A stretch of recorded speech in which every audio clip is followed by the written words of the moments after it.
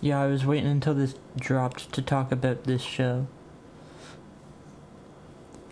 So I think this is cringe, shallow, and a meta adult animated show with the format of a Disney movie. A Disney movie with the thematics, theme, and characters ripped out. It's almost like they're ripped out of a drag club. Literal stereotypical personalities. The personalities and humor take away from the seriousness and vice versa. They just had to include propaganda as well. You can just feel that in the undertones of the entire thing. You can literally feel the Karen behind the creative process the whole time watching. I managed to finish season 1, but after thinking about how bad this show really is a bit more, my face contorted and I was forced to quit a few minutes into season 2. It's so bad. And then we have someone else in the forum saying, half of season 2 is over, 4 out of 8 episodes, yet almost nothing happened. The characters did almost nothing in these episodes. They just randomly pop up or leave. There is no feeling of continuity. The songs are worse than the previous season, and everyone just acts weird. All of the character development has been erased and everyone just does what they did in the pilot. The only good character was Alastor, and they reduced him to a pathetic joke. He was this is what I think about that. Alastor was a popular character for his relatively creepypasta-akin looks. Like, he actually looks kind of scary. His radio voice and his control and power over everything. Now that isn't even the case, and it kind of ruins the perception of the character and why he was liked in the first place. The pacing feels weird as hell. I have the feeling that these 4 episodes covered like a week of time in the universe. And some characters just feel absent from the show, getting less screen time compared to season 1, which is strange because there were just like 2 to 3 new characters introduced. Overall, a big drop in quality from season 1. And yeah, there's a great video. That post was by I Had Enough 1000, by the way, on Reddit, r/character rant. There's a video. Is it this one? I think it's this one. A brief explanation.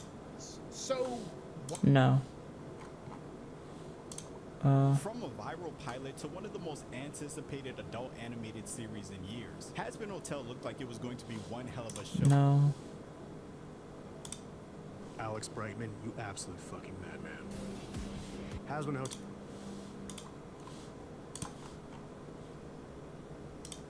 Okay, it's totally my fault for getting distracted by other projects, but Season 2 of Hazbin Hotel is dropping later this month, probably even earlier by the time this video goes up, and I still have a lot to say about Season 1, particularly this season's writing, and I want to get my thoughts out there so I can more easily compare what I'm hoping to see from Season 2 with what we end up getting. So, right off the bat, I think Hazbin Hotel gives itself a very strong foundation for a story. The setting of hell is one that will immediately give the viewer an idea of what to expect from the show, which I think... Yeah, like, it just doesn't feel like hell at all. It's not. It's literally like... It looks silly, like, it looks weird. It doesn't look like you'd expect how to look. It just looks like a...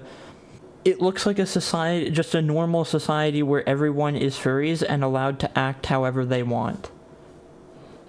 Which is, not too is a very smart great, I think a I'd lot say. of writers, especially less experienced writers, have very big ambitions for the world that they've created in their heads, and it can feel like something of a cheap shortcut to just let your story take place. Like, you can't be a spitefully adult animated show and then, like, have the format of a fucking Disney movie where you have a musical every 2 seconds.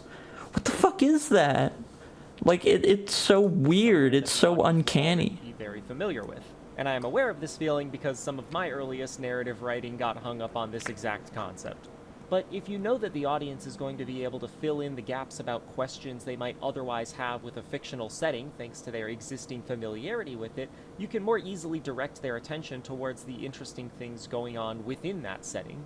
Moreover, if you understand your audience's expectations, you can more easily subvert those expectations. Not that subvert is inherently a good thing, it's just done well here.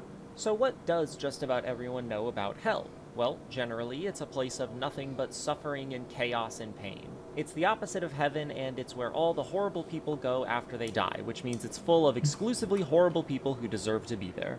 This, of course, tees up a very easy subversion, which is proving wrong that preconception of hell, and in particular, the people who inhabit it. I think this And is the I think video. that very simple idea of highlighting the contrast between the assumptions that we make about people deemed as sinners and the reality of why they are the way they are is where this show's core appeal comes from. It's a theme that has been expressed by countless other stories, but for good reason. It's a compelling lesson. However, I resonate more strongly with that theme when I'm watching Hazbin Hotel than most other shows that have a misunderstood underdog message. And I think that the fans of the show do as well, because more than ever before, the things that one would expect to get them sent to hell are being examined and questioned, especially by the target audience of this show, young people.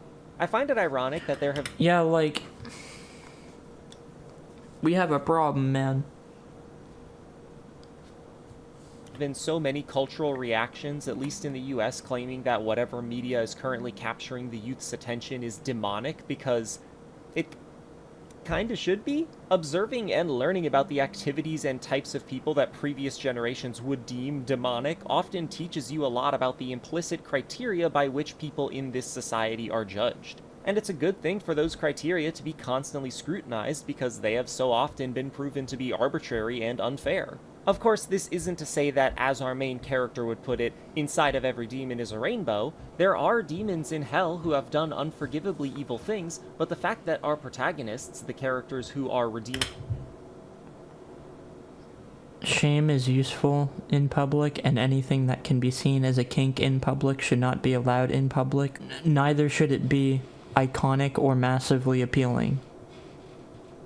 in the eyes of the audience at least, get lumped in with them by the angels in charge of heaven tells us something about the criteria by which they are judged. And the more we learn about the demons who make up our group of protagonists, the more we can empathize with them, the more of an opportunity we have to evolve our ideas about how those who sin should be handled, or if they're even really be handled, or if their ideas about...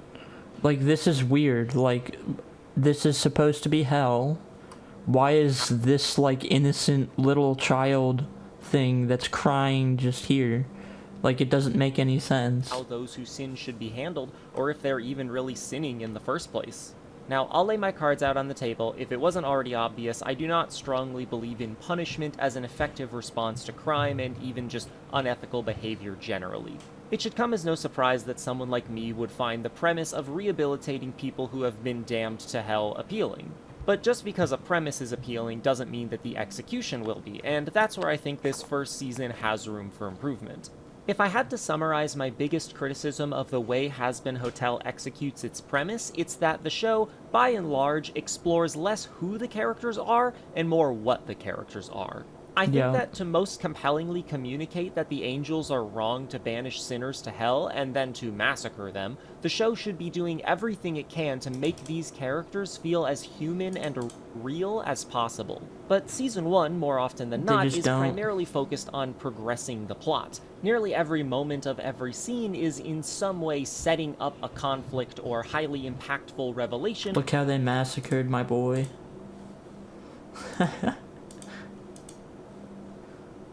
Like, bro.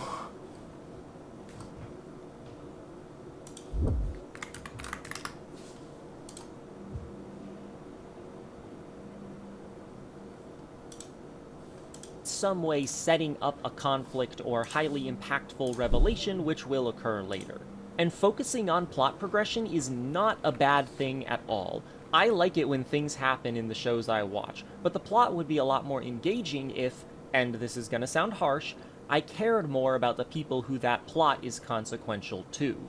The scene that is possibly the most emblematic of this issue to me comes in episode 3 when Vaggie is tasked with leading the main gang through a series of trust exercises, and because of her evidently military-style upbringing, decides that the best way to build their trust in one another is to throw everyone into the middle of a turf war.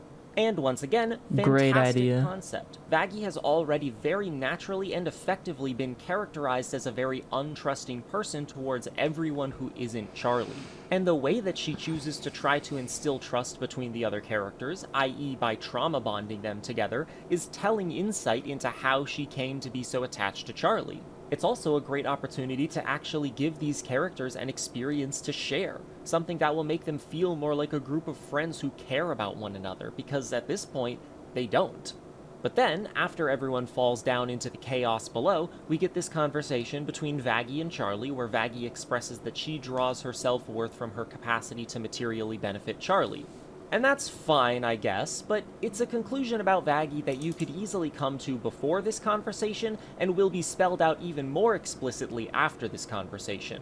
However, this being an unnecessary character trait to be drawing explicit attention to is not the issue I have with this scene. It's that we watch this unnecessary exchange about the nature of these characters' relationships, while the actually important character development is literally happening right off screen. This show absolutely needs to make the residents of the hotel feel like a family. Their shared care for one another is what proves that they all have hearts of gold underneath their disturbing, sarcastic, and apathetic exteriors. It's one of the best ways to make them come across as endearing and relatable to the audience. And to really accomplish this, Season 1 definitely would have needed more than just this one scene of Nifty, Angel, Husk, and Serpentius getting into a turf war together, but it would have helped a lot. And it literally happens right off screen.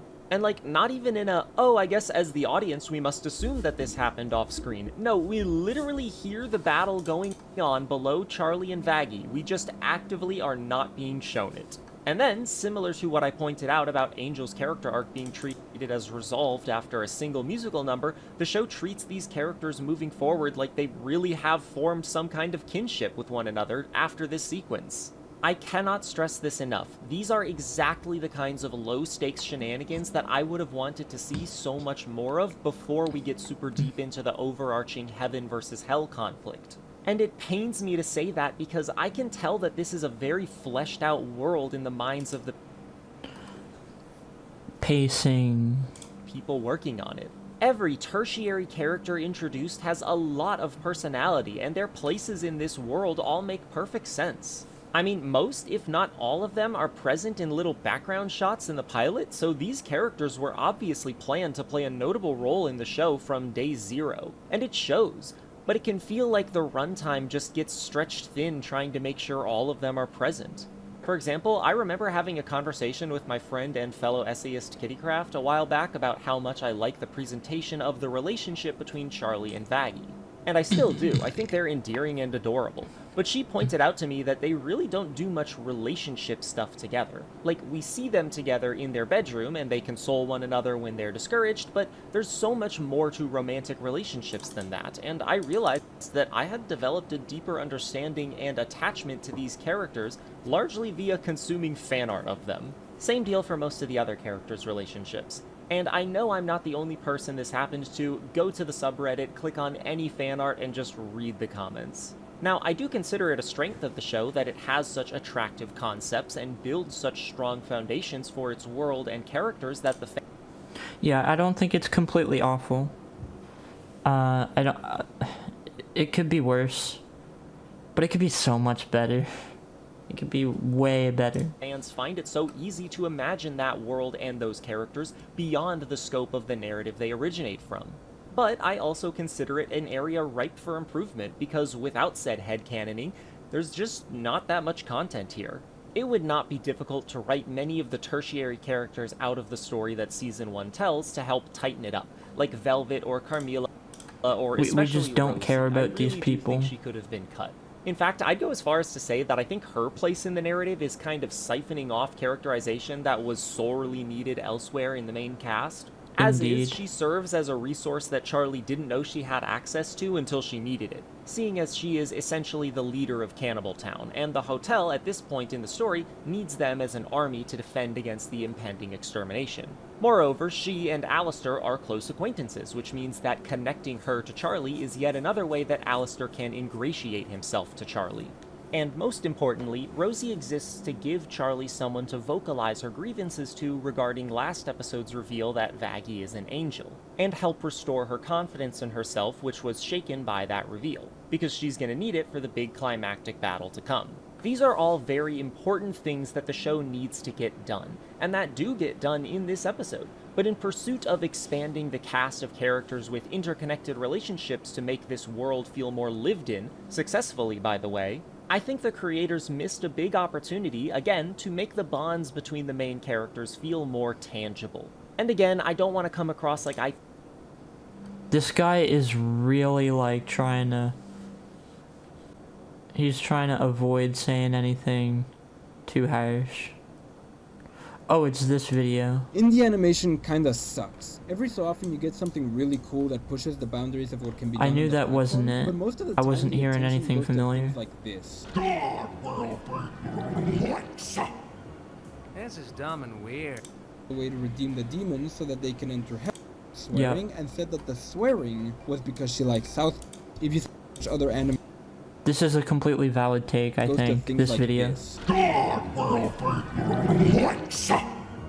This is dumb and weird. Now there was a time when I kinda liked Hazbin Hotel. I thought the concept was novel, I liked the animation, and I liked that it encouraged other animators to create their own shows. But there's one problem. I don't like Vivian Medrano. She makes bad shows, she's annoying, and worst of all, she can't handle criticism. Something we've all become very aware of through the release of Hell of a Boss. Between the release of the Hazbin pilot and now, she's made almost 2 seasons of this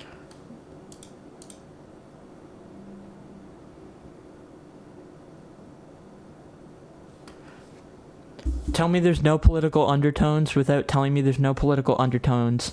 Impossible challenge. I'm just going to say it, this show isn't mature at all.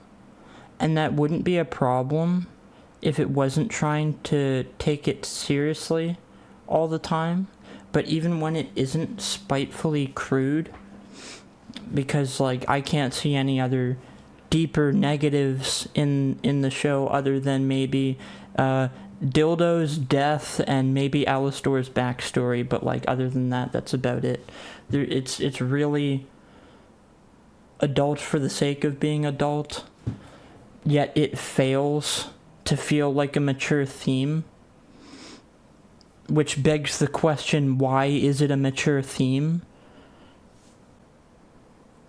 If it's as crude as it is all the time for the sake of, with 0.1% of the negative connotation that's 0.1% of the negative connotation actually being interesting, and then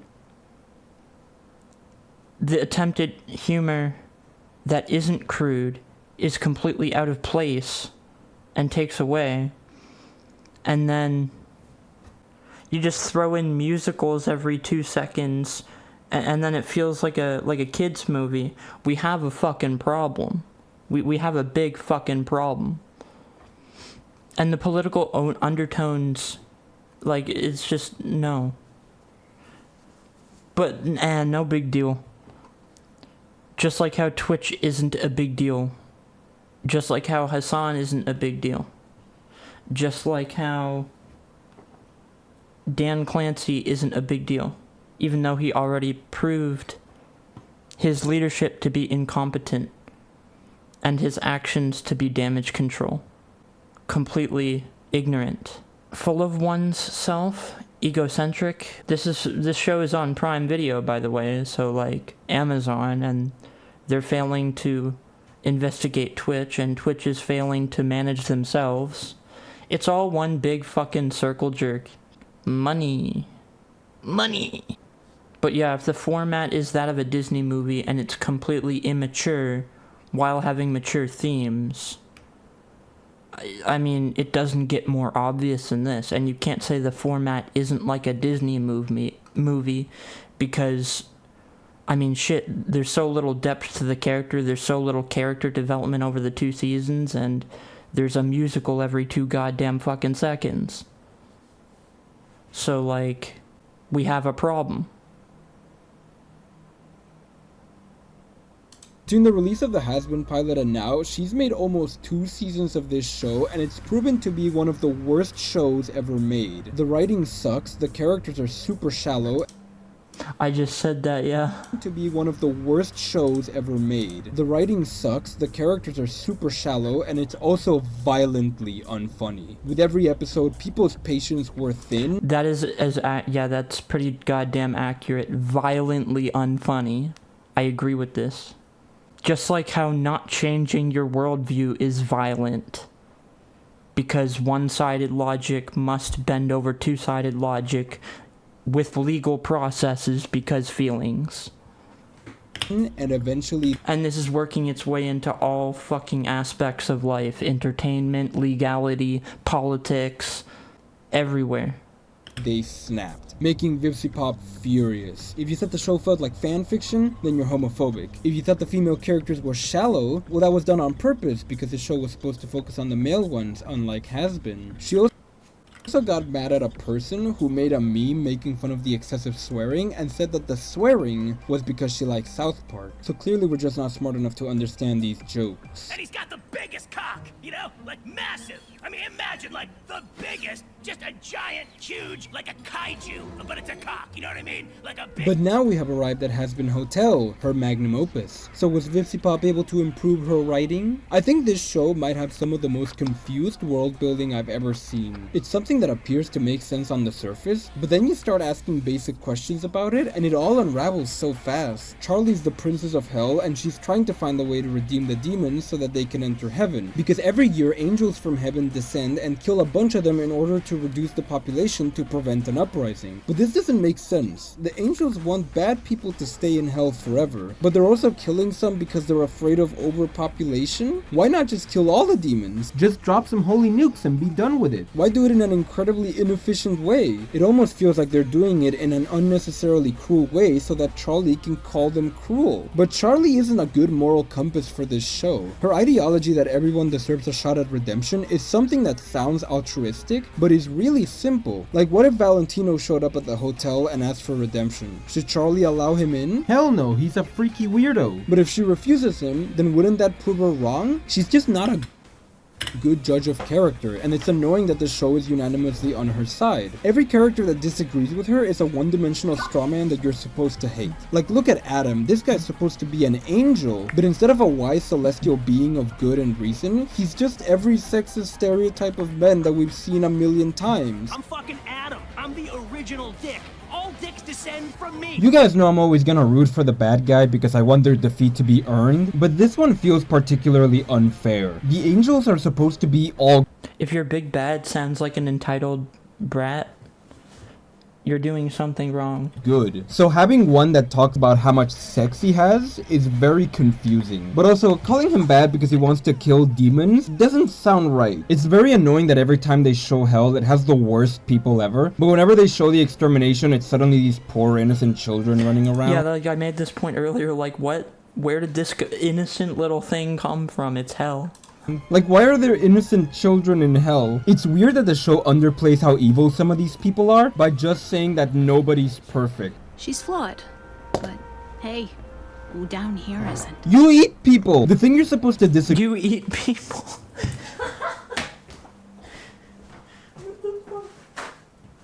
Down here, we're all flawed. You eat people. What the fuck? Down here, we're all flawed. You eat people. Like, what the fuck? Agree with is how Adam declares sinners and saints as black and white, but then the show creates these absurdly black and white villains you're supposed to hate. So why am I supposed to disagree with him? Just because you made him say cringe? Call me Dickmaster. And in terms of funny, we have no funny. The sex jokes and swearing are so bad, but the show thinks it's really cool, which makes a lot of the jokes really uncomfortable. I've been a bad boy, and Yeah, I like- need a big, strong daddy to put me in my place. This is what I mean by stereotypical personality. Cakes. Rawr. Whoops. Husk, come on. Why are you blaming Husk? The thing is, this show is also trying to talk about very serious issues like assault, so seeing jokes like this in between scenes that are supposed to be serious creates some of the craziest tonal whiplash. One moment you're watching goofy Looney Tunes antics, the next moment you're watching somebody get beat within an inch of their life. Angel Dust is supposed to be proof that redemption is possible in hell, but the problem is that he sucks, yet the show wants you— But wait, redemption isn't possible for some people because those who are transphobic don't deserve redemption. And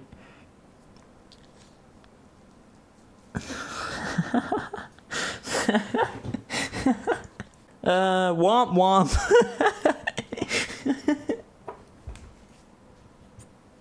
Self-defeating.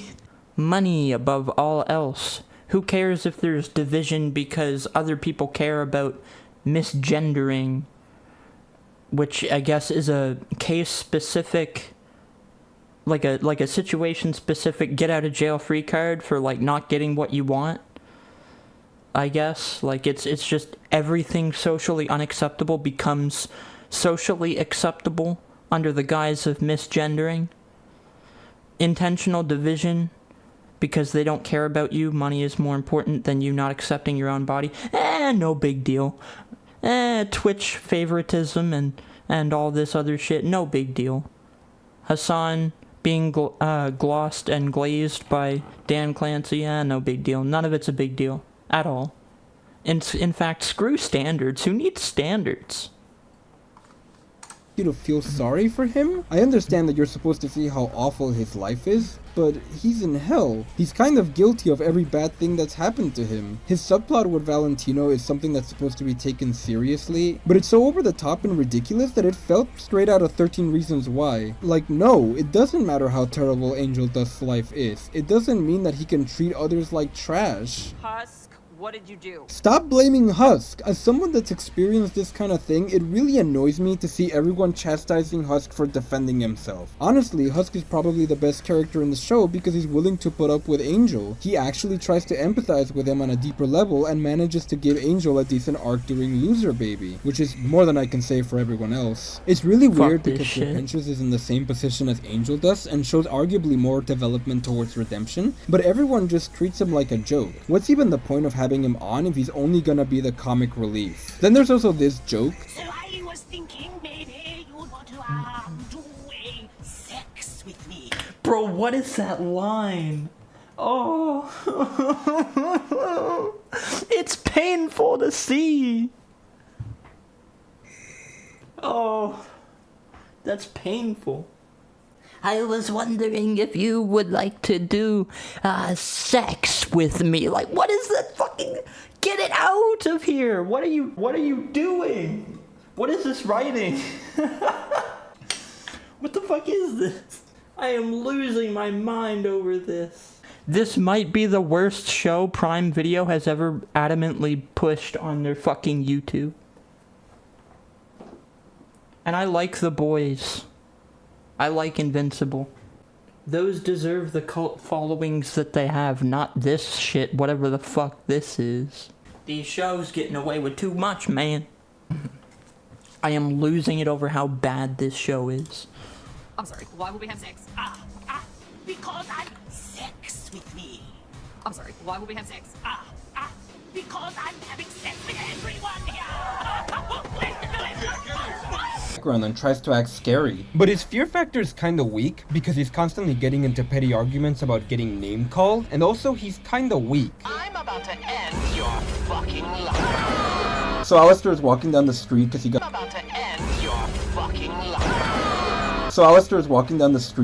told to get rid of completely massacred my boy. These eggs, but then he runs into this tall, handsome black guy who's pretending to speak Old English for some reason. Tell me, how dost thou fall in such folly? But then they suddenly walk into this building with other people, and it turns out that it's a meeting between the big baddies of hell. Was that where he was walking? I thought he was getting rid of the eggs. So he tells the eggs to stay outside, but fails to notice the one standing right next to him. But this is actually fine, because he... Honestly, I'd say he wants it there. He wants it to have the information. Wants to use it to spy on this guy who happens to be saying something important. And throughout the entire scene, none of these powerful overlords notice the egg. This is all so that Alistair can get a crucial piece of information, and it's pure nonsense. But that's kind of what Alistair is. He just does cryptic things to make you think that he's actually doing something. But as it stands, it just feels like he's saying, "Ooh, I'm gonna do something eventually, keep watching the show." But I know there's no light at the end of that tunnel. I know he only exists to add more tangential characters to the show, and then those characters add more tangential characters. And now we have a huge roster and we haven't even finished developing the main guy.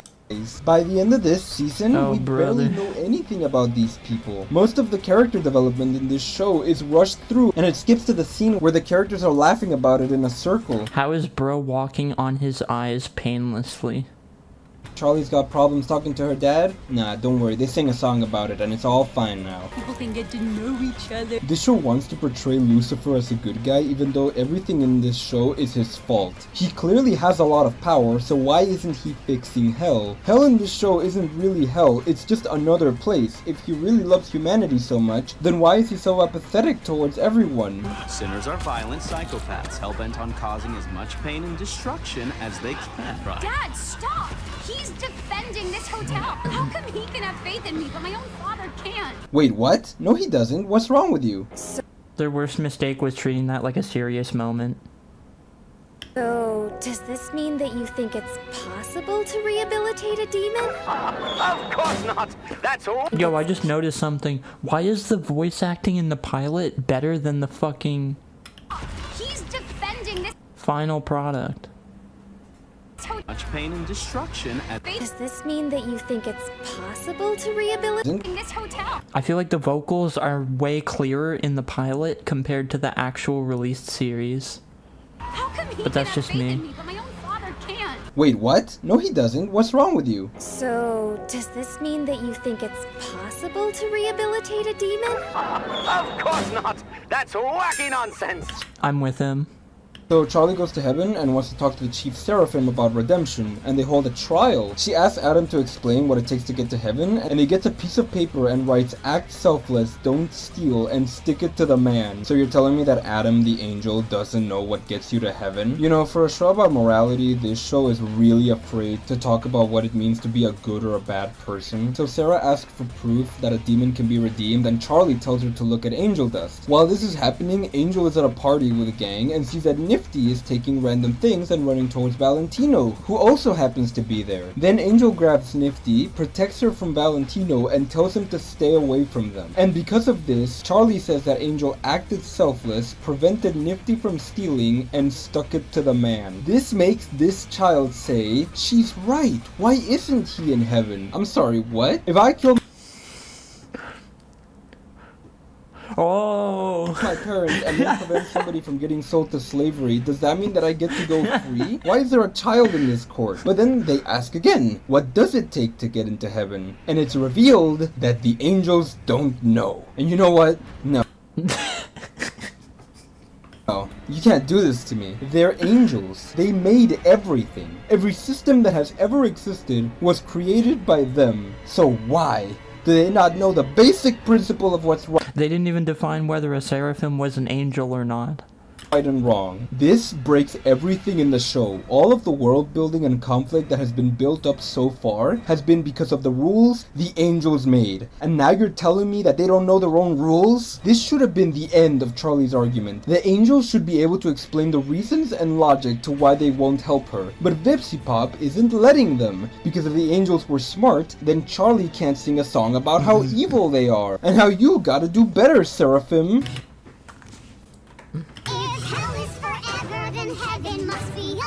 What is this sentence? This doesn't mean anything. This is the kind of thing somebody posts on Twitter, but it's the main thesis of this show. And of course Sarah just stands there and takes it. Can't have her defending herself, otherwise she might be right. We gotta make her look super evil. So let's put some fire in her eyes. Oh my god, when the child hears that the angels are killing people, her eyes open. That symbolizes that her eyes have been opened. So this further antagonizes the idea that this is some kind of incomprehensible level of professionalism in this court.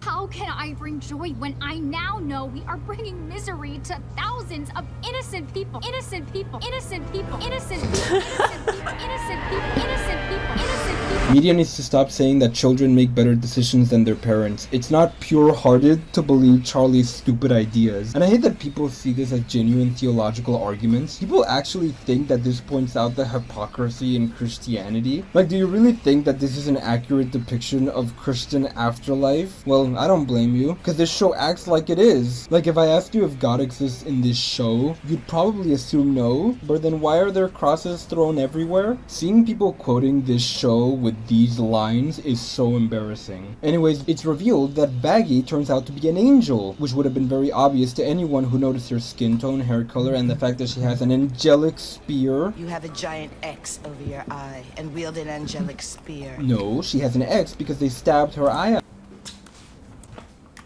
Now, the team is breaking down, meaning that Alistair can finally matter. And by matter, I mean that one of the Tangento characters can finally matter, because this character happens to know that the angels can be killed with their own spears, which is not only super lame, but incredibly stupid. Why are the angels using angel killing weapons to kill demons? You can use normal things. How has no one else figured this out? Nuh-uh, you don't get to say that. Wait, you didn't know?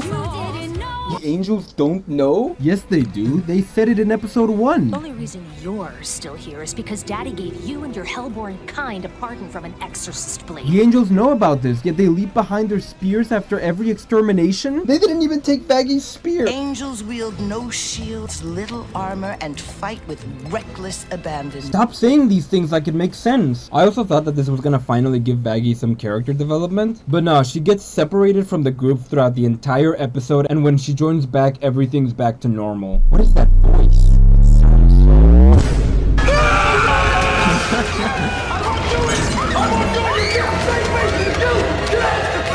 Now it's time for this show's absolutely insane finale, and this is where Adam becomes too stupid to be threatening. The angels are now video game enemies. The second he sees angels getting killed, he should be getting out of there. Just retreat and ask for better weapons. But then Adam seems to have crazy light powers that only he can use for some reason, and they make it so that he can do this, so everything in this fight is pointless. Adam should have no problem killing everybody, even Lucifer.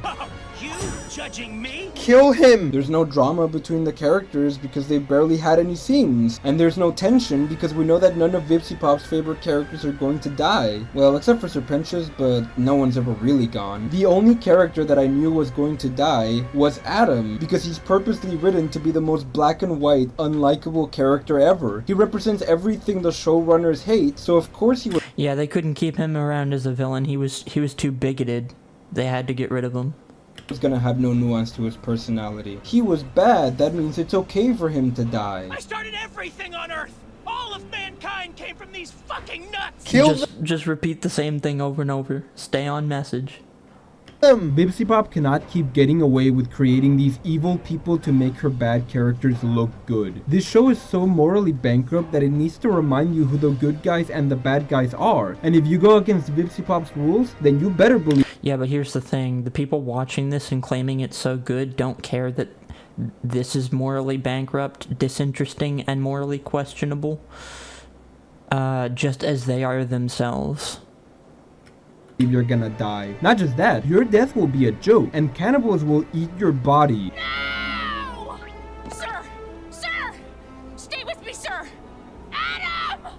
It's over. Take your little friends and Sorry, Adam. Should have been in a better show. Anyway, Serpentious goes to heaven because apparently he was redeemed, and this is supposed to vindicate Charlie, but it actually vindicates Adam, because that means that all of those thousands of innocent people that he killed are actually in heaven, and everyone else should be reborn in hell, I guess. So that's why Sarah was doing this. It all makes sense now. She was secretly giving hell a chance to be redeemed, and has been receiving those thousands of innocent people all this time. I'm glad the show was able to explain explain it in the end. And I'm sure it won't be revealed in the next season that this has never happened before and that Sarah never knew that this was happening. And given the massacre that happened, the Angels are probably planning a counterattack with their holy nukes in order to destroy the hotel. It's a happy ending. It really blows my mind that people were actually excited for this show. It's such a broken premise with so many inconsistencies that it always frustrates me when I see the never-ending praise that it has. Almost no one ever— I feel the exact same way. But yet we're just hating because we think. criticizes this show fairly, either because they work with VipsyPop or because they feel obligated to like this show. But the whole point of independent animated shows is that we're tired of the same narcissistic, out-of-touch— Yes, I think all of this art is for nothing. I think it's more damaging than it is beneficial in its appeal. And honestly, it's just kind of cringeworthy. to like this show. But the whole point of independent animated shows is that we're tired of the same narcissistic, out-of-touch writers making these boring, vacuous shows. We're tired of people with no creativity who can't write anything outside of their own lives. But here, we have a show where hell is basically LA, the angels act like children, and they can be killed with magic spears. I hope that as time goes on that people are able to recognize the problems with this show, because I really want indie animation to succeed. But if we keep supporting shows like this, pretending like they're any good, then when are we ever gonna get a show that's actually good? Shame on them. Then when are we ever gonna get a show that's actually good? That's all I got for this video. Goodbye! I don't think it can be considered art because it has net negative impact and doesn't explore the meaning that it tries to enough in a consistent way at all. It's just not good. You're goddamn right, I re-rendered the entire video because of this one thing I wanted to add because it doesn't make any fucking sense. Number one, this is hell! What are we doing? What is this? This is a normal fucking setting. Like, what is this? This isn't hell. Modern entertainment actually started with radio. These are two random overlords that don't know each other just being friends. This is hell. This doesn't make any sense. Just had to include the... Like, it's so forced. It's so inauthentic. Like, no. Okay, so that's bad enough to point out, right? Like, that's bad enough. But this is a clip from the new season 2. So, like, he's fighting the V's, Alistor is weakened. Nifty runs and grabs Husk, runs them both over. So, I guess, like, Nifty is just a character now and not, like, a summon. Even though she originally was a summon. And then it's like, wait, no, don't kill the little thing I used my magic to make, because I definitely can't heal it or make a new one or make the same one. Like, this doesn't make any sense at all. It's like, let me join your team because of this. So they think this guy's ego is going to cause him to let them all walk free when they're in a losing position, when that doesn't really work. None of that made any sense. Like, yeah, in this instance, I can see that Vox probably would prefer to humiliate and or own Alistor rather than kill him, but he was so adamant about seeing him die in the first season. I guess it fits for the character, but like if you start to question it, it doesn't make sense. It is kind of cool, yeah. The animation isn't the worst in some of the action scenes, I will say, but overall it has issues. Now, I'm not saying this can't be done better, because it can, but it's pretty fucking bad. This is the outro. I'm not gonna get too crazy. I'm not gonna get too generic. I'm just gonna take it for what it is. You know, you can subscribe if you want to.